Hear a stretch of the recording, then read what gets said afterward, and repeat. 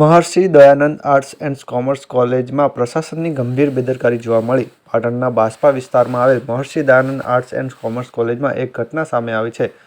સમાજશાસ્ત્રી international પરીક્ષાઓ દરમિયાન એક વિદ્યાર્થીને મોબાઈલ ફોનની રીલ બનાવી ઇન્સ્ટાગ્રામ પર અપલોડ કરી હતી. પરીક્ષા ખંડમાં મોબાઈલ ફોન લઈ જવા પર સંપૂર્ણ પ્રતિબંધ છે. આમ છતાં વિદ્યાર્થી મોબાઈલ સાથે પરીક્ષા આપવા બેઠો હતો ત્યારે વિદ્યાર્થી જયુ ઠાકોર 345 નામની ઇન્સ્ટાગ્રામ આઈડીથી રીલ વાયરલ કરી.